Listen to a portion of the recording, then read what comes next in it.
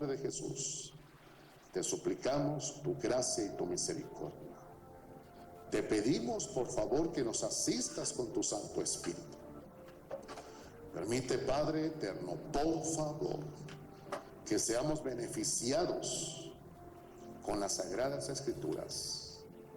Te rogamos, por favor, Señor, que tengas misericordia de nosotros. Te pido, Padre, con todo respeto y reverencia, que esta palabra sea tomada desde el menor hasta el mayor, y tu Santo Espíritu se las aplique en el corazón y atraigas su atención para que vengan a ser bendecidos y fortalecidos. Te ruego, Padre eterno, que tú seas ministrando los corazones de mis hermanos con tu palabra y con tu Espíritu. Tu bendición repose en esta iglesia y sea esta iglesia establecida en la verdad, en el nombre de Jesús. Amén. Primer libro de Samuel, capítulo número 17.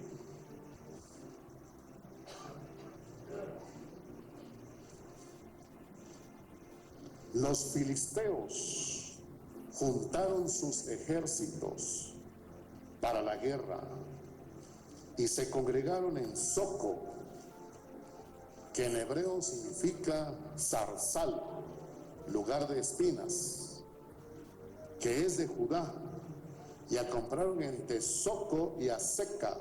Aseca significa en hebreo buena tierra para cultivar.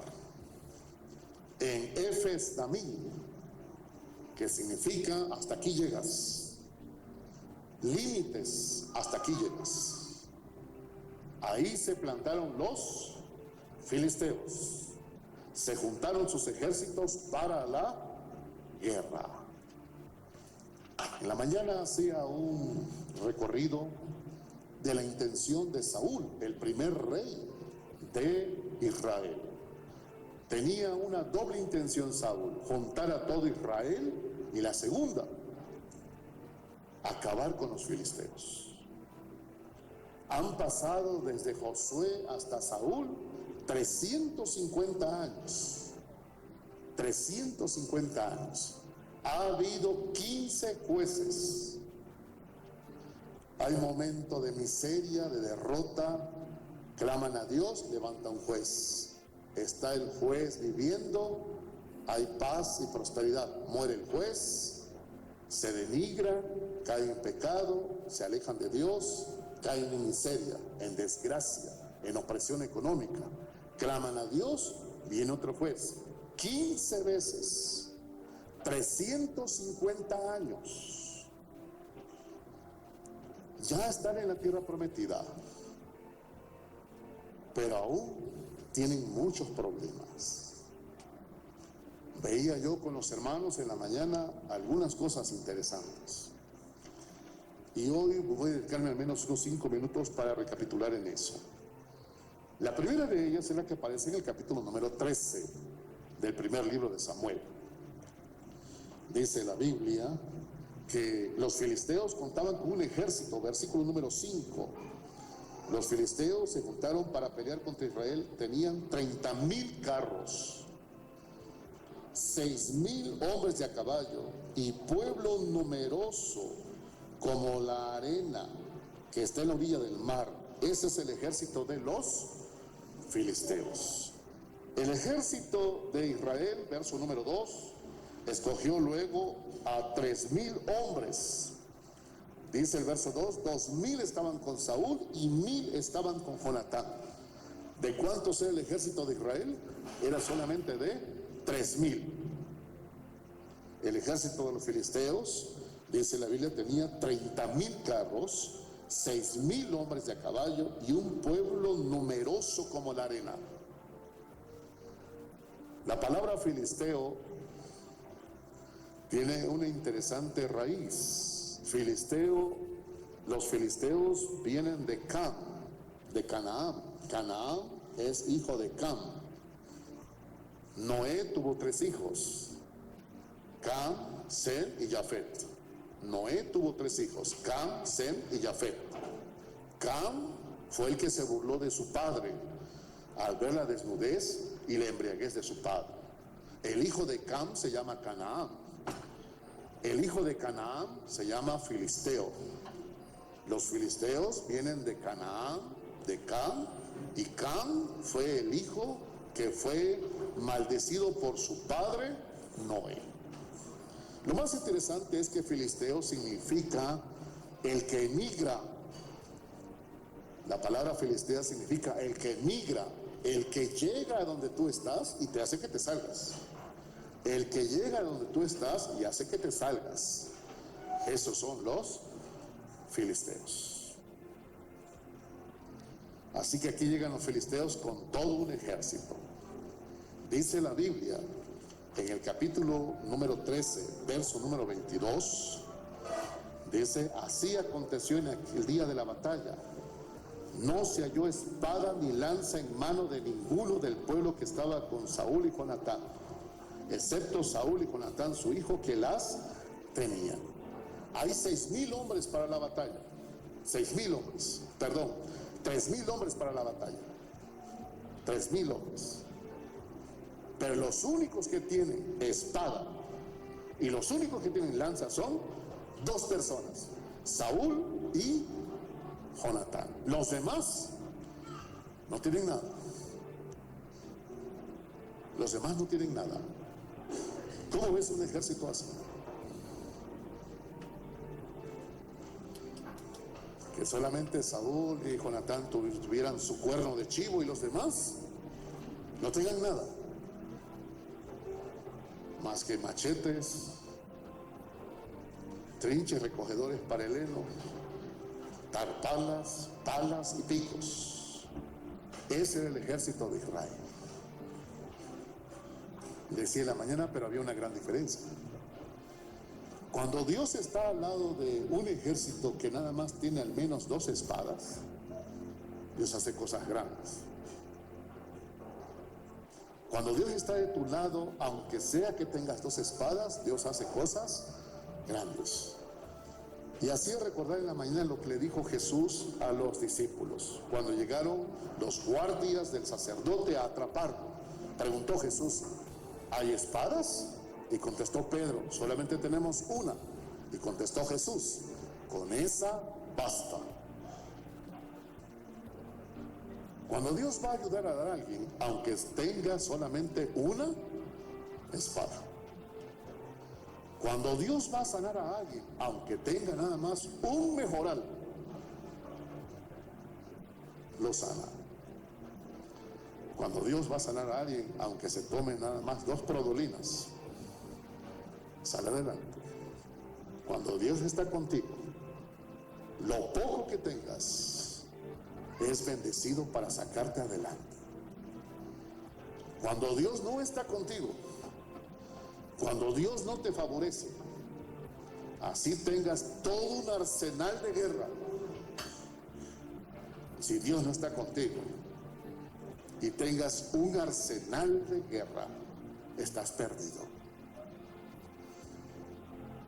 Cuando Dios no está con alguien, bendiciéndolo y amparando, así sea el amigo del director general del ICEMI, de la raza, del Centro Médico Siglo XXI, tenga los mejores amigos médicos, de nada te sirve. Recitaba en la mañana una porción del libro de Eclesiástico que se encuentra en la Biblia Católica y dice algo así: cuando Dios te va a matar, usa incluso al mejor de los médicos para hacerlo. Y también dice: cuando Dios te va a sanar, usa a Dios incluso al peor de los médicos para sanarte. 2 espadas nada más y viene una gran liberación. Dios manda el espanto de Dios y la confusión, y dice la Biblia que unos a otros se mataron. Capítulo 14, verso 20. Capítulo 14, verso 20. Y juntando Saúl a todo el pueblo que con él estaba, llegaron hasta el lugar de la batalla Y he aquí que la espada de cada uno estaba vuelta contra su compañero y había gran confusión. Entre ellos mismos los filisteos se acabaron.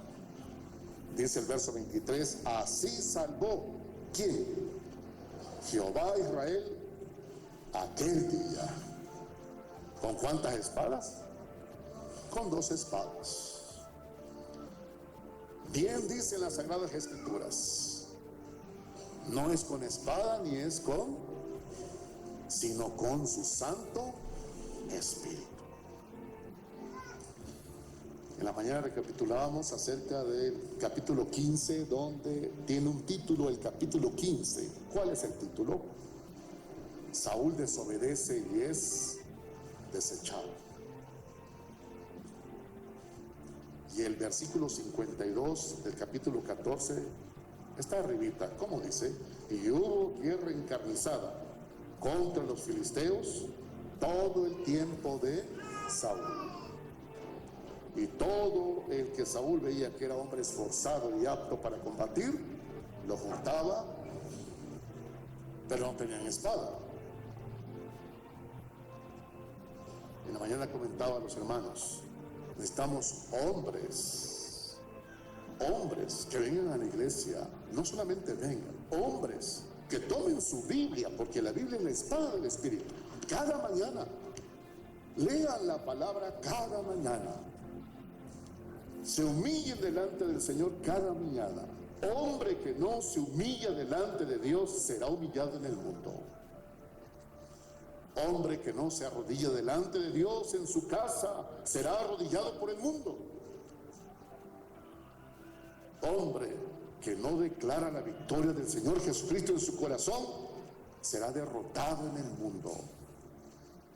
Por eso vamos a orar por nuestros varones. Que Dios bendiga a los varones. Aquí tenemos a cerca de 3,000 hombres sin espada. Pero aunque no hay espada, Dios está con ellos, y dice la Biblia, así salvó Dios a Israel. El problema es que el rey Saúl desobedece, y al desobedecer, Saúl es desechado. La palabra más trágica la encontramos en el capítulo número 16, verso 14, cuando dice a la letra, el espíritu de Jehová se apartó de Saúl y le atormentaba un espíritu malo. Ahora imagínate, no hay espadas, no hay lanzas. Saúl desobedece y es desechado. El espíritu de Dios es retirado de Saúl. Y entramos al capítulo número 17. Los filisteos, los eternos enemigos, se juntaron por sus ejércitos para la guerra. Y ahí está Saúl, desechado por Dios y sin el Espíritu de Dios. Ahí está Saúl, desechado de Dios y sin el Espíritu de Dios. ¿Cómo estás tú para enfrentar esta semana? ¿Cómo estamos como creyentes? ¿Cómo estamos como hombres y como mujeres? Entre Soco, Zarzal, y entre Aseca, tierra de gran producción, Efes Damí, hasta aquí llegaste. Hasta aquí llegaste. Los filisteos le están diciendo a Israel, hasta aquí llegaste. Están a 30 kilómetros de Jerusalén. Hasta aquí llegaste. Jóvenes que en sus estudios Satanás le dice, hasta aquí llegaste, hasta la prepa llegaste. Jóvenes que salen de la universidad y son desempleados y le dice a Satanás, hasta aquí llegaste, nada más conténtrate con que estás graduado, hasta aquí llegaste, empleo no vas a tener, hasta aquí llegaste. Hermanos y hermanas que han dejado de crecer económicamente, intelectualmente, bueno, familiarmente, Chonacatlán se crece muy bien. Espiritualmente, Satanás diciéndonos, hasta aquí llegaste.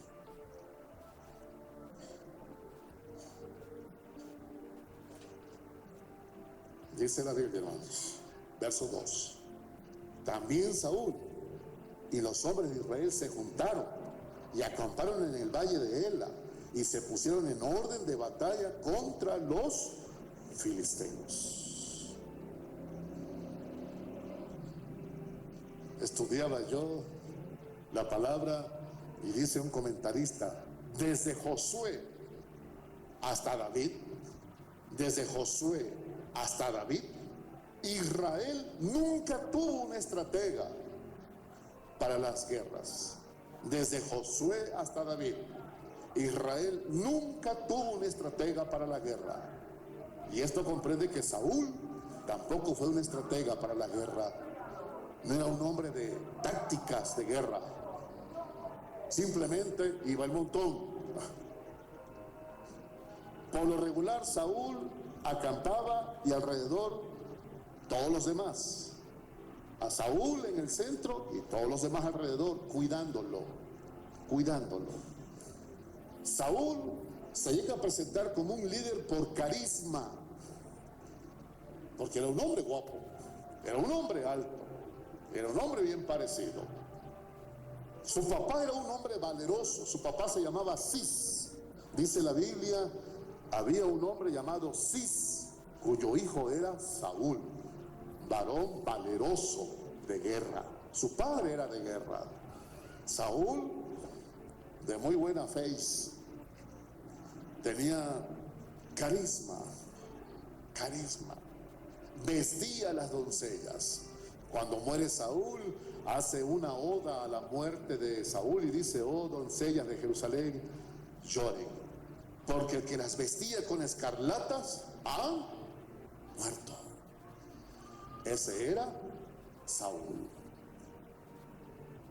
Así que Saúl no es estratega ni es hombre de táctica para la guerra.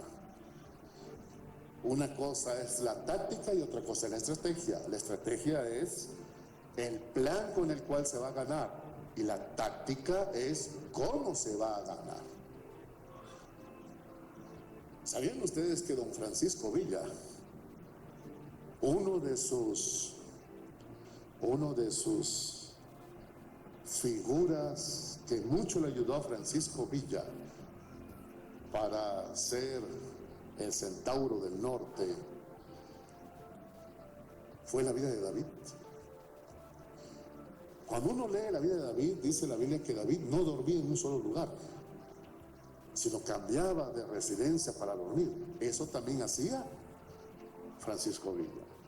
En uno de sus memorias de Francisco Villa dice que uno de sus personajes que admiró por sus estrategias y sus tácticas era David.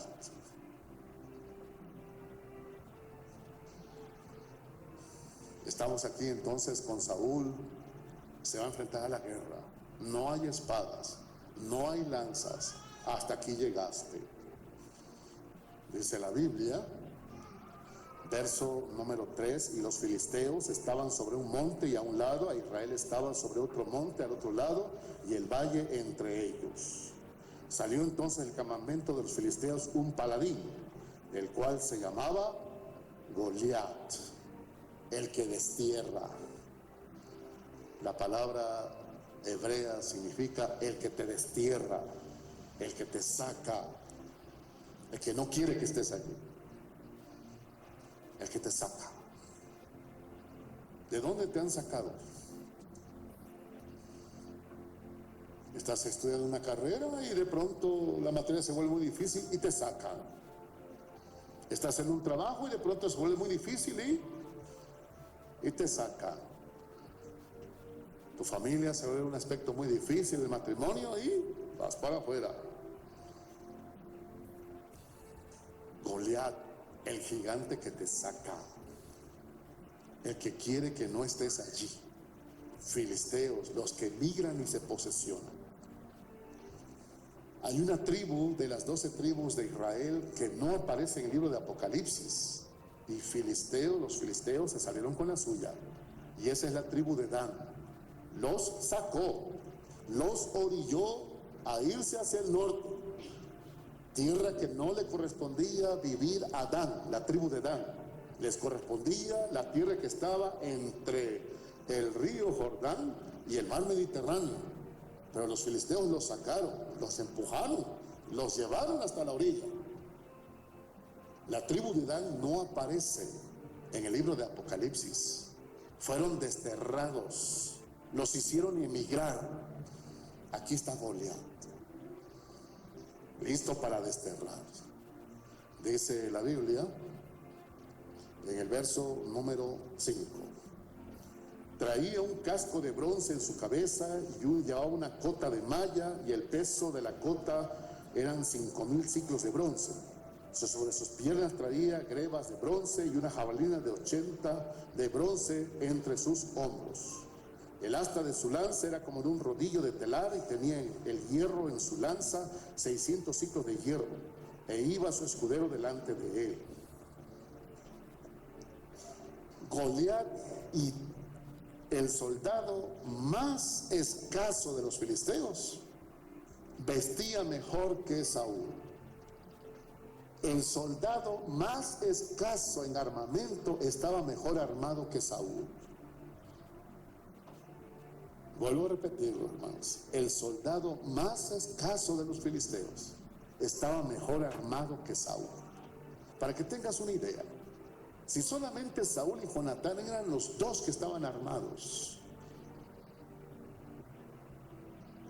el que está escribiendo el libro de Samuel, que es el profeta Samuel según la tradición, está poniéndonos a nosotros en comparación todo el armamento de guerra con el que viene Goliat. No solamente lo impresionante de su estatura, sino todo lo último de la tecnología bélica frente a un pueblo.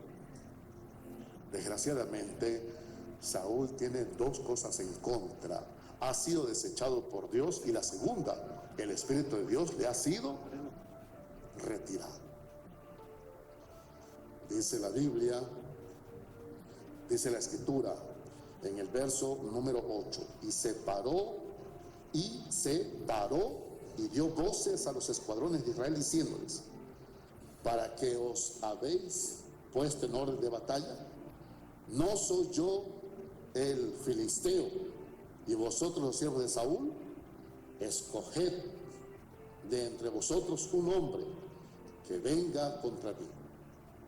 Si él pudiere pelear conmigo y me venciere, nosotros seremos vuestros siervos. Si yo pudiere más que él y lo venciere, vosotros seréis nuestros siervos y nos serviréis. Y añadió el filisteo: hoy yo he, ¿qué cosa? A esa palabra. Hoy yo he desafiado. Hoy yo he desafiado. Ocupémonos un momentito en la palabra desafiado. Se compone de dos palabras: desa y fiar. Hay otra palabra que lleva a fiar: confiar. La palabra contraria a confiar es desafiar. Confiar es con fe. Desafiar es sin fe, o te he desatado de la fe para que ya no tengas fe. Te he desatado de la fe para que ya no tengas fe. Y mira lo que dice Goliat: hoy he desafiado. Lo que está diciendo Goliat es: hoy les he quitado la fe. Hoy les he quitado aquello en lo cual ellos pueden confiar. Hoy les he retirado la confiabilidad. Hoy los voy a enfrentar. ¿Qué es aquello que te ha quitado la fe? Y te ha dicho, te ha puesto un límite: hasta aquí vas a llegar. ¿Recuerdas la estrategia de Dios para vencer? Estamos hablando de estrategia y de táctica. La estrategia es el plan. Vamos a ver la estrategia de Dios para vencer. Mateo 17, 21, la estrategia de Jesucristo para vencer. Mateo 17, 21, leemos juntos. ¿Cómo dice, hermanos? Esa es la estrategia.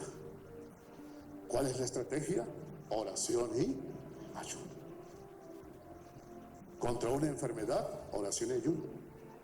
La conversión de un ser amado, oración y ayuno. Solucionar las deudas, oración y ayuno. Cualquier asunto, la estrategia de Dios es oración y ayuno. La estrategia de Dios es también otra. Métete a tu recámara y cerrada la puerta. Ora a tu Padre que te ve en secreto. Y tu Padre que te ve en lo secreto, ¿qué hará? Te recompensará en público. Esa es la estrategia. La táctica puede ser distinta. Comenzamos nuestra semana de oración y ayuno. Esa es la estrategia. Algunos pueden llevar una táctica muy distinta. Algunos pueden decir, yo no voy a tomar líquido ni sólido hasta las 2 de la tarde. Esa es una táctica. Otros se lo van a proponer en su corazón. Yo voy a desayunar verduras y frutas a las 8 o 9 de la mañana, de ahí hasta las 2 de la tarde. Otros van a decir, yo voy a tomar agua o líquidos cada 2 horas. Esa es la táctica. Pero la estrategia es una. Es oración y ayuno. Encerrándote en tu habitación, cerrada la puerta de tu habitación, de tu oficina o del baño. Y tu Padre que te ve en lo secreto, te recompensará en público. Estrategia y táctica. Estrategia y táctica. Algunos entienden que la estrategia es orar. Algunos van a tener una táctica. Unos van a estar caminando. Otros van a estar arrodillados. Otros van a estar sentados. Unos van a estar con los ojos abiertos. Otros con los ojos cerrados. Esa es la táctica. Pero la estrategia es orar. La estrategia es el Señor. El método, tú sabrás cómo llevarlo a cabo. Pero lo tenemos que hacer. Lo tenemos que hacer. Lo vamos a hacer. Llega Goliat y dice, hoy he desafiado. Hoy les he quitado la fe. Hoy les he quitado las ganas de confiar. Hoy los estoy enfrentando. ¿Qué es aquello que estás enfrentando que te ha quitado la fe y las ganas de orar y de buscar y ya te diste por derrotado? Dices tú, hasta aquí llegué. Hasta aquí llegué. F es a mí, hasta aquí llegué. Ya no puedo más. Amigos, hermanos, nuestro Señor Jesús, hay alguien que es mayor que David y está aquí, y ese es el Señor Jesús. Y quiero llevarte a que veas lo que dice el libro de Apocalipsis, capítulo 6, verso 2.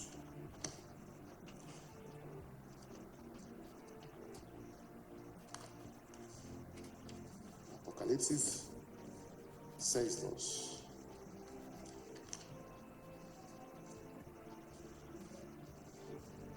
Vamos a leer el versículo 1 y 2. Lo leemos juntos.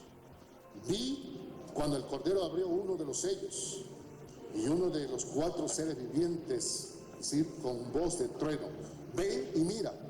Y miré, y he aquí un caballo blanco, y el que lo montaba tenía un arco, y le fue dada una corona, y salió venciendo y para vencer. ¿Cómo salió Jesús? Venciendo y para vencer. ¿Quién va detrás de Jesús? Nosotros. ¿Quién debe de ir detrás de Jesús? Nosotros. ¿Cómo tenemos que ir entonces? Venciendo y para vencer. Capítulo 12, verso 11, por favor. Apocalipsis 12, 11.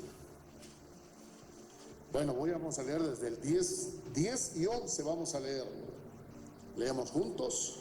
Entonces oí una gran voz en el cielo que decía, ahora ha venido la salvación, el poder y el reino de nuestro Dios y la autoridad de su Cristo, porque ha sido lanzado fuera el acusador de nuestros hermanos, el que los acusaba delante de nuestro Dios día y noche, y ellos le han vencido por medio de la sangre del Cordero de la palabra del testimonio de ellos y menospreciaron sus vidas hasta la muerte. ¿Cómo hemos salido?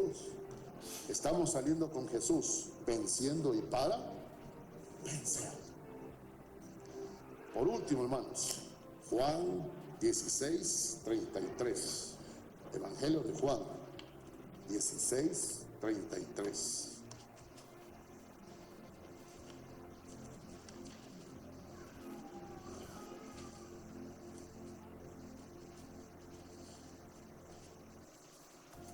Juan 16:33, leemos juntos.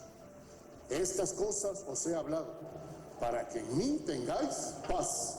En el mundo tendréis aflicción, pero confiad, yo he vencido al mundo. Confiad es lo contrario a desafiar. Confiad es lo contrario a desafiar. Goliat salió para desafiar. ¿Qué ha salido del mundo para desafiarte, quitarte la fe? ¿Qué ha salido de las circunstancias donde tú vives para aplacarte y limitarte y decirte, hasta aquí llegaste? Hay un hermoso canto que entonábamos cuando estábamos en el esfuerzo cristiano hace ya muchas lunas. Dios no nos trajo hasta aquí, ¿para qué? Para volver atrás. Nos trajo aquí para poseer la tierra que nos dio. Aunque gigantes haya, yo no me voy a volver atrás. En Jesucristo, hermanos y hermanas, no hay ningún caso perdido. En Jesucristo no hay ningún caso perdido. Bien se planta Goliat con todo su armamento bélico, con lo último de la tecnología de aquellos tiempos, y le dice a Israel y a Salud: hoy los he desafiado. Hoy los he hecho que dejen de confiar en Dios. Hoy les he quitado su fe. Hasta aquí llegaron. Denme a uno que venga a pelear conmigo, y si me vence, seremos siervos de ustedes. Pero si yo lo venzo, ustedes serán siervos míos. Ese versículo número 9 tiene hasta el día de hoy bastante peso. Pero hubo uno que salió venciendo y para vencer, y ese es Jesús. Ese es Jesús. Vayamos con Jesús. Enfrentemos con Jesús. Dice el verso número 16. Venía pues aquel filisteo por la mañana y por la tarde, y así lo hizo, ¿cómo? Durante 40 días, por la mañana y por la tarde. ¿Sabes? El número 40 en la Biblia significa una generación, es decir, una generación de derrota, una generación aplacada, una generación limitada, una generación a la cual Satanás le puso un tope para no seguir creciendo. Dios nos llamó para ser árboles, junta corrientes de agua, que crecen, dan su fruto a su tiempo y su hoja no cae. Para eso te llamó Dios, no para ser un cristiano bonsai. ¿Qué es un arbolito bonsai? Le quitan la raíz principal, lo llenan de alambre, lo limitan, y ahí está todo el arbolito. Solamente sirve de adorno. Tú no estás para hacer un adorno en tu casa. Tú estás para desempeñar una función. Tú estás para hacer bendición. Dios no dice que tú y yo tenemos que ser cristianos bonsai. Dios dice que nuestros hijos tienen que estar como higueras alrededor de la vid. Dice la Biblia que nuestras esposas tienen que ser como las palmeras. La Biblia dice que el hombre tiene que ser como un hombre que crece junto a corrientes de agua. No ridículos, no limitados, no cercenados ni podados. Somos llamados para crecer.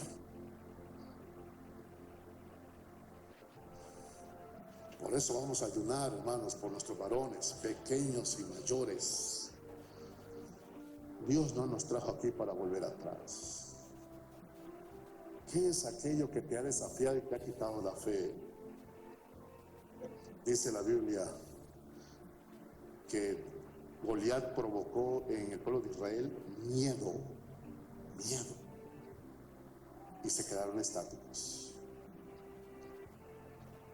Dice la Biblia en el verso número 32 de este libro, le dijo David a Saúl: no desmaya el corazón de ninguno a causa de él.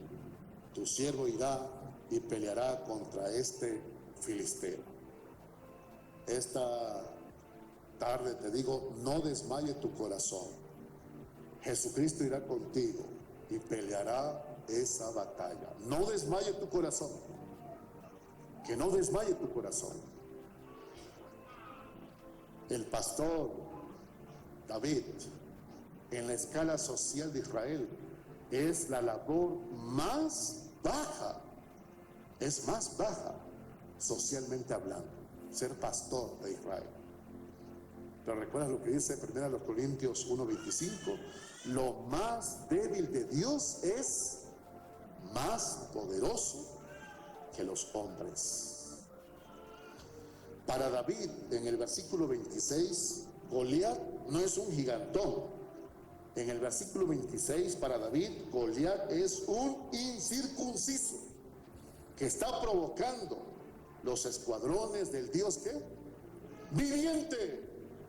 Nuestro Dios es un Dios vivo. En una de las meditaciones de nuestro devocionario aparece un relato donde hay un misionero que le pregunta a una persona que la está evangelizando: si llegaras a un lugar donde hay que tomar un camino y hay una persona muerta y una viva, ¿a quién le preguntas para dónde tomar? Y contesta la persona: a la viva. Ese es Jesucristo. Él está vivo. Él es nuestro Dios viviente. Oh, hermanos, sacúdete ya. Sacúdete. El que va con nosotros su nombre es Jehová de los ejércitos. Él es el que va con nosotros, venciendo y para vencer. Verso número 33. Saúl ve la situación desde una forma humana. Saúl le dice a David: no podrás tú ir contra aquel filisteo para pelear con él, porque tú eres un muchacho y él un hombre de guerra desde su juventud.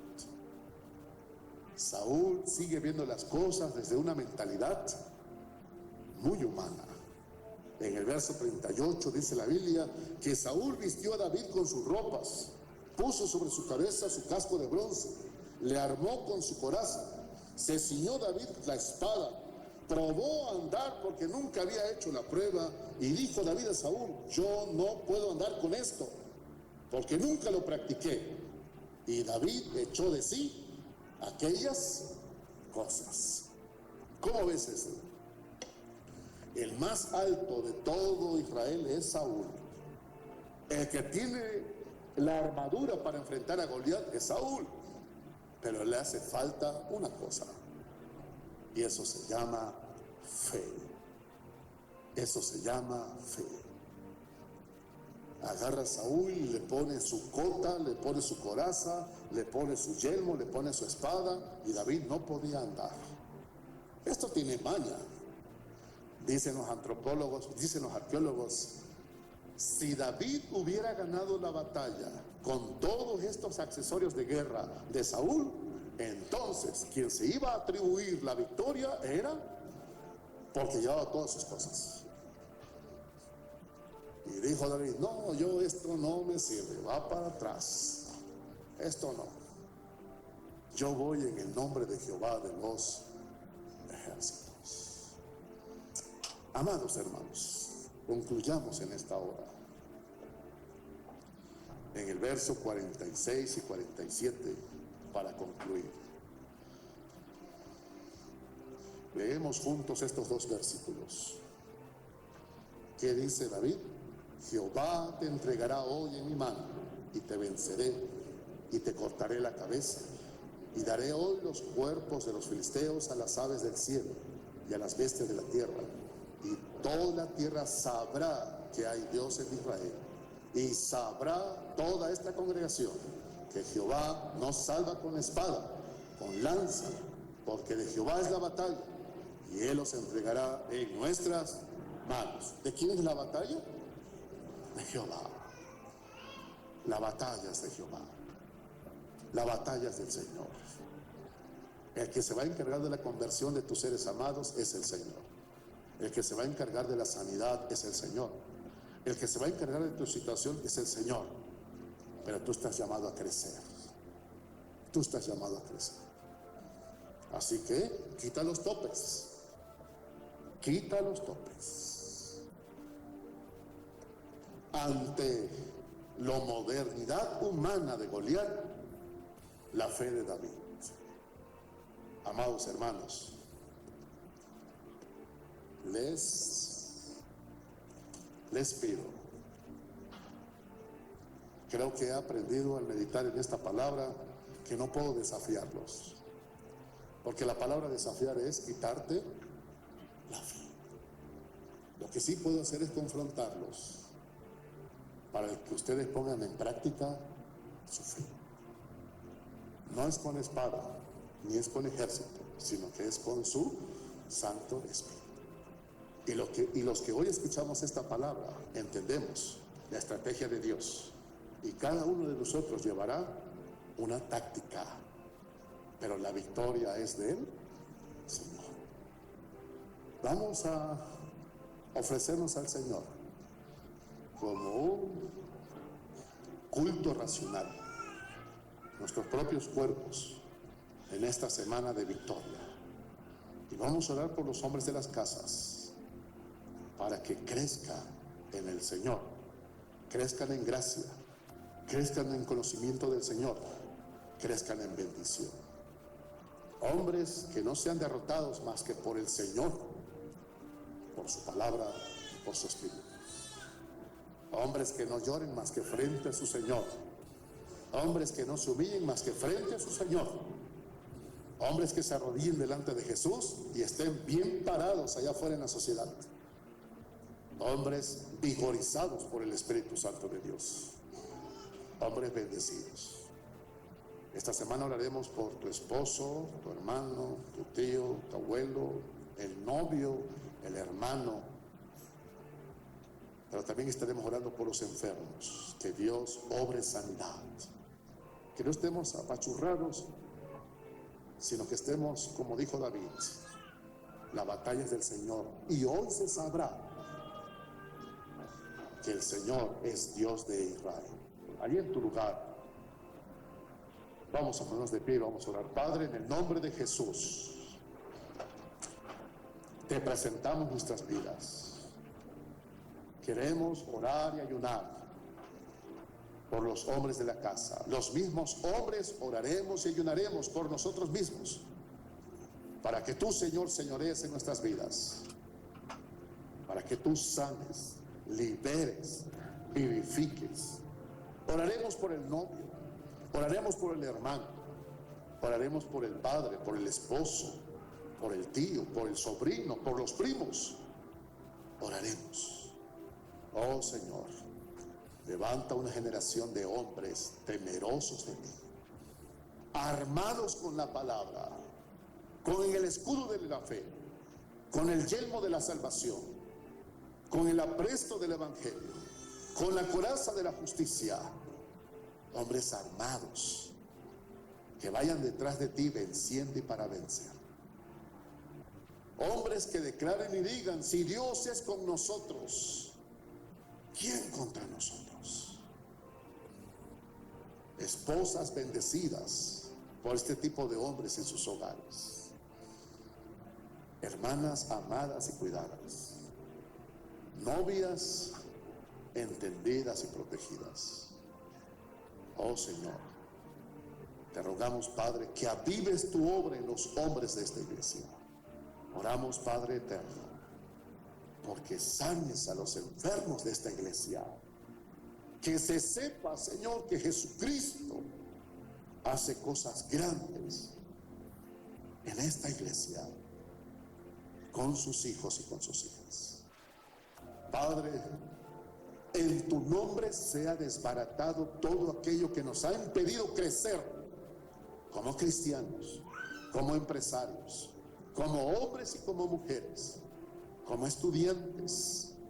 Señor, sea quitado todo tope y permite que todos estos hombres y mujeres lleguen a la estatura del varón perfecto que es en Cristo Jesús.